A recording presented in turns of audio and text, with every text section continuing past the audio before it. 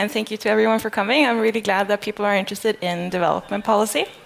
And I want to start the session by asking the question that's also the title here, which is why is evidence important in development policy?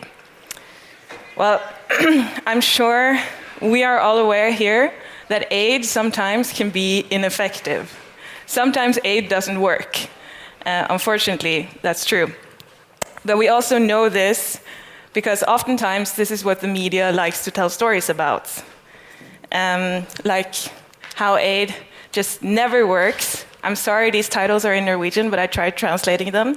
This is about a former chief in the Ministry of Foreign Affairs who worked in Somalia and went out after his career saying that none of their work did anything. Or the media likes to tell stories about how all aid does is create corruption and weak states and parallel society. Or they often tell stories about how all the money we send to aid organizations goes through administrative costs. This we read a lot about. And I think stories like this, which is often what we hear when we read about aid in the media and in the news, plays a role in creating a sense or a thought in society and perhaps also in policy somewhere that aid is not a good tool to use for fighting global poverty or fighting for better global health. And that's also reflected in a study done 3 years ago now in Norway in 2021. They conducted a study on attitudes towards aid. And this is very interesting because they found that only 39% actually believes that aid has good or very good results. You can see them in the top green to the left there. So less than half actually believes that aid can do anything good or achieve its goals in any way.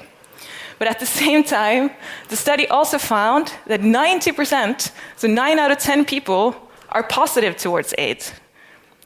So the tendency here is that people don't think it works, but they want to do it anyways. So why is it like this? Perhaps people are then motivated by other things than results. Perhaps people now feel more that they want to do aid from a sense of like solidarity with the rest of the world. From that we read about all the horrible things happening in our own continent, but also all around the world. And I think many people have a sense that they want to do something, and it's not always apparent what the best options are. Or maybe people are motivated by altruism, that they just want to do good. Or perhaps people are motivated that it's just the right thing to do morally, right? That rich countries should give something back to less rich countries. And I think that's partly why I think it's so important to talk about the fact that aid works. It can be really efficient and effective and cost-effective. Oftentimes it works very well. It's just that this is a field where the differences in effectiveness are rather large. I borrowed this graph from Benjamin Todd's article on the topic where he debates how large the differences are in aid interventions. And it's sort of unclear how large they actually are, but you can see it just very visually that the best interventions are much better than the average interventions and a lot better than the worst interventions. So the differences are large, which means that some programs will be unsuccessful. Some aid programs we have seen creates a negative impact, so it leaves a society worse than before. But some programs are also very, very, very successful.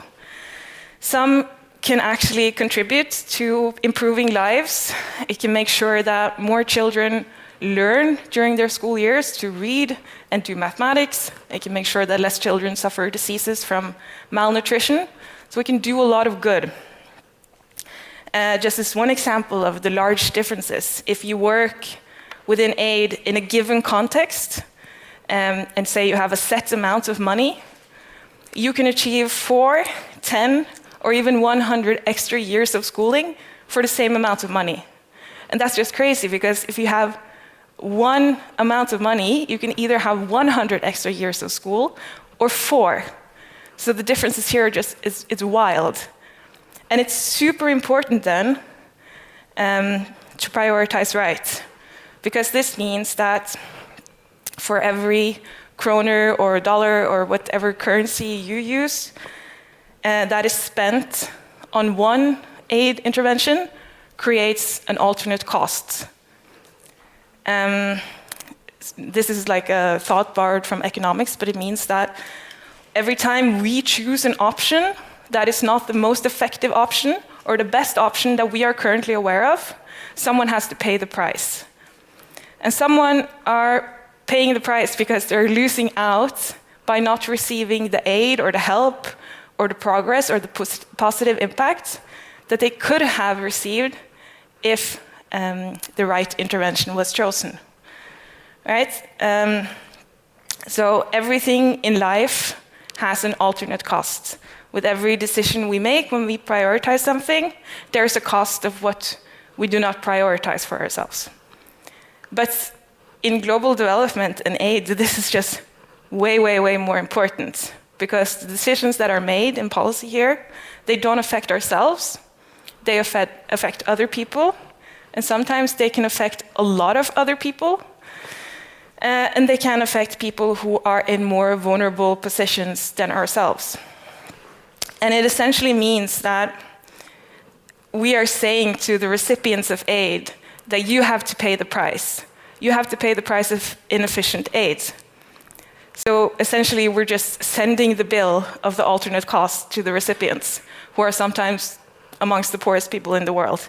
And I think everyone agrees that it's just inherently wrong. So it's so important to look at all alternatives to figure out what the costs are and what is the most effective option. And if we do this practice and look at all the alternatives, we can achieve a lot of great things. Like I mentioned before, we can work towards eradicating malaria. We can work with cash transfers, not just for poverty, but for a lot of positive things. Or we can work to increase learning in global education or reduce malnutrition.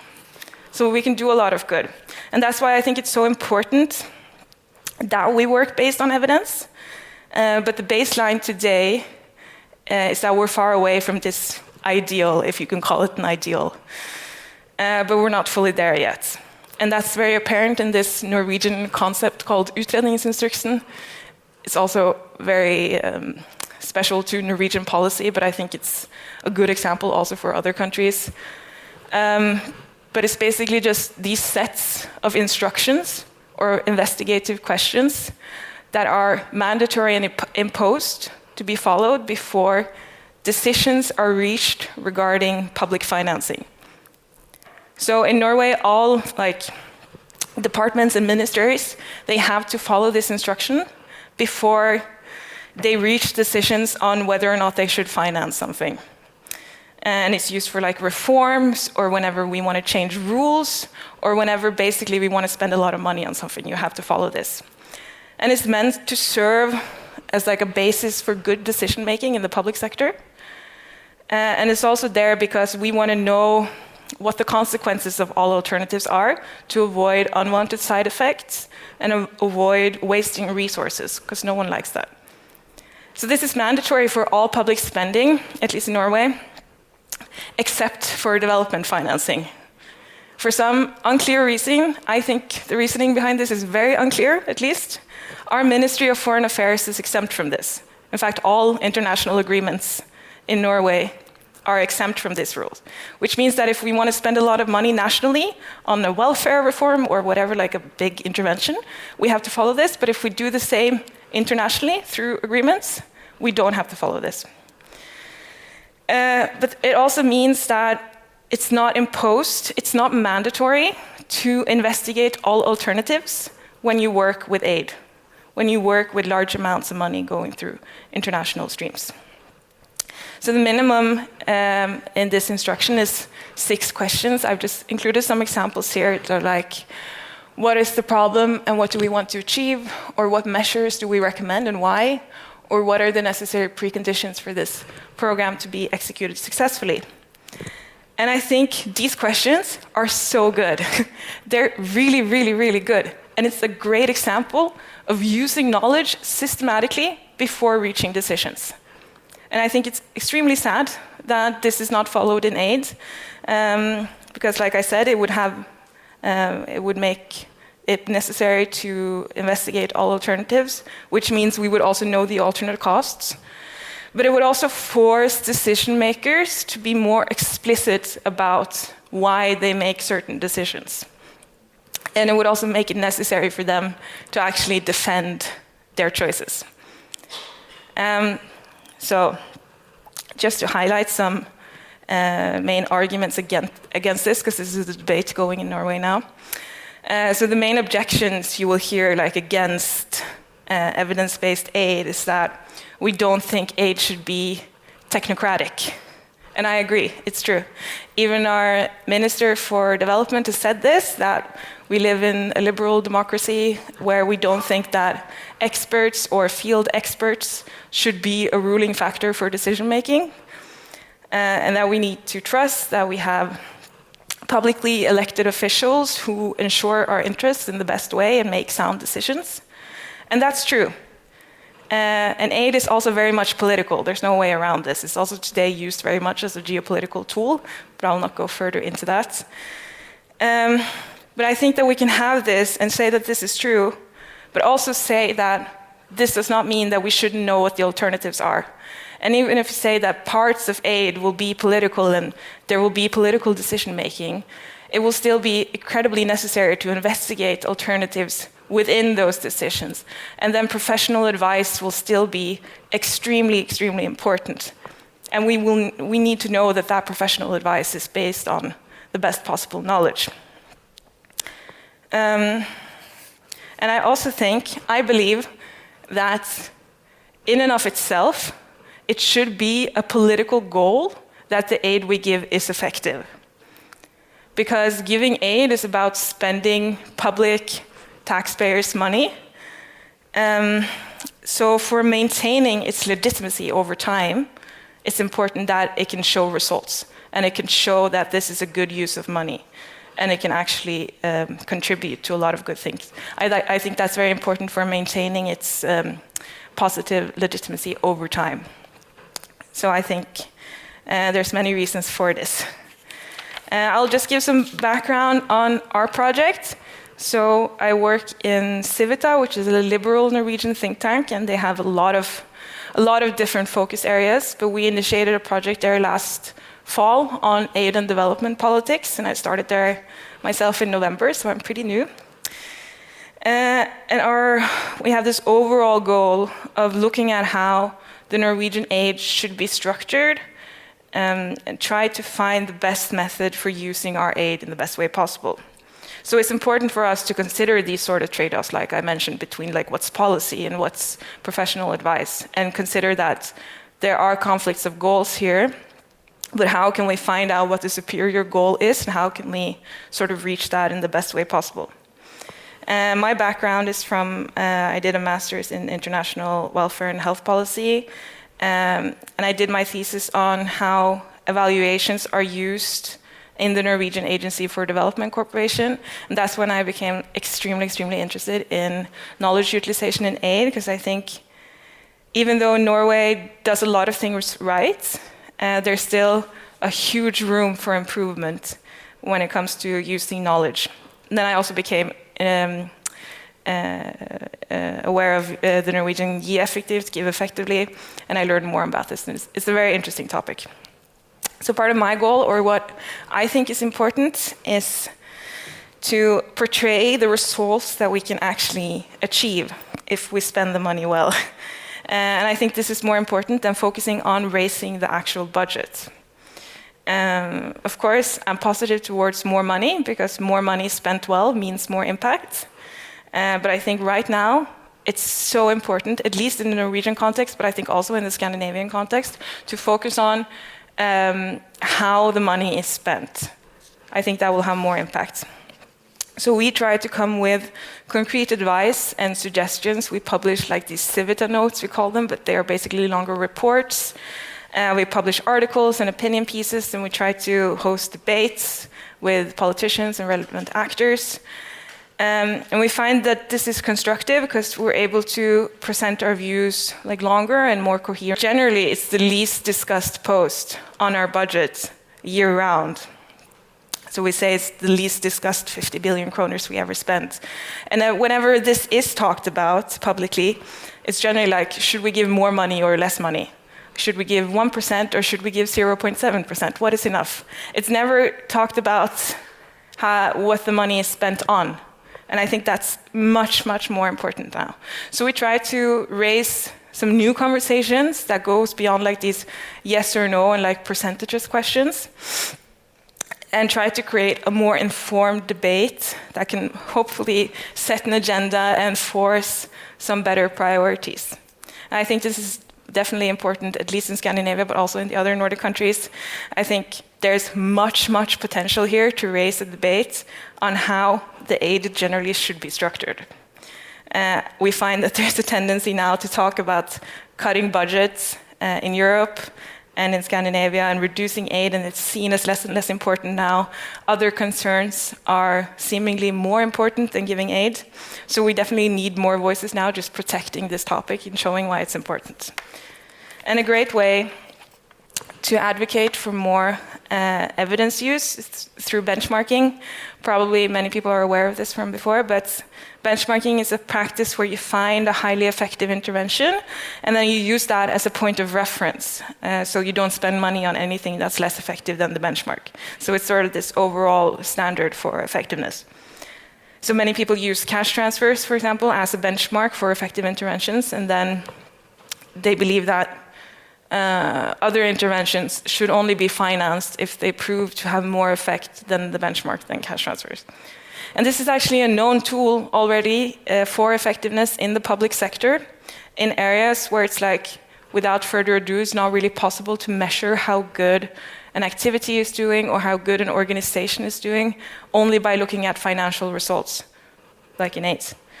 And it's a method that works best when you compare how different actors solves the same task, or when you compare similar tasks, because everything is compared up to like one standard here.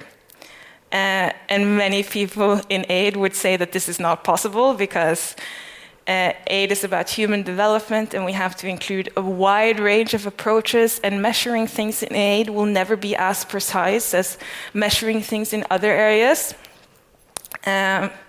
Many people think this, but I still think that benchmarking is a really, really good tool that should be used way more, also together with other forms of finding points of references,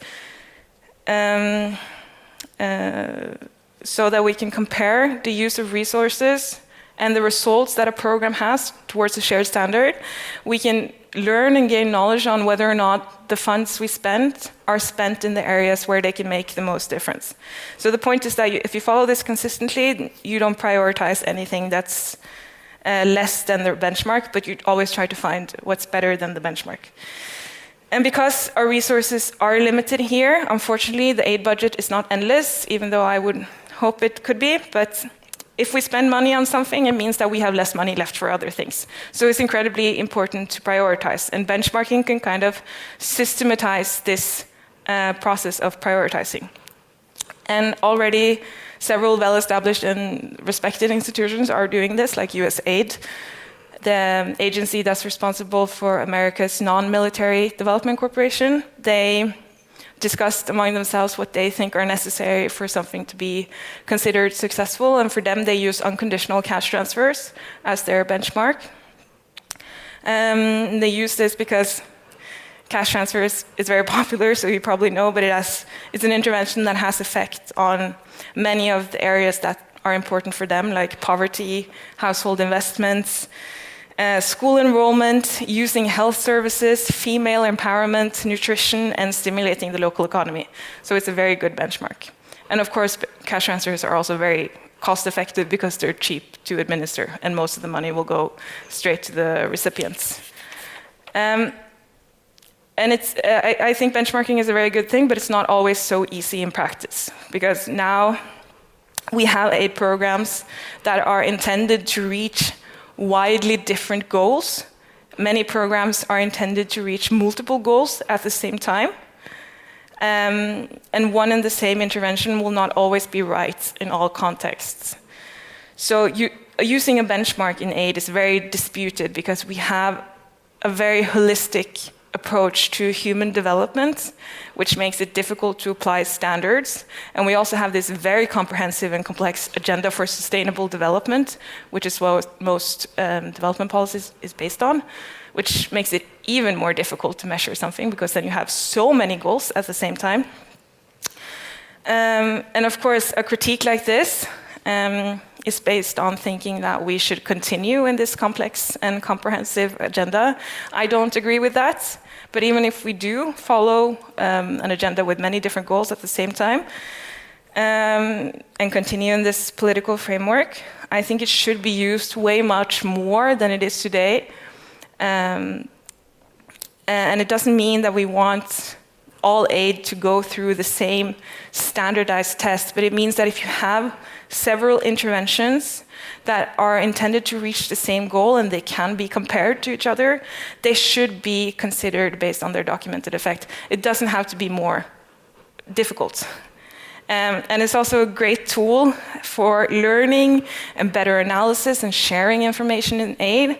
Researchers found that if you use a benchmark, it can contribute to more objective considerations of results and an increased focus on cause and effect relationships. And also it can make challenges and areas for improvements more visible.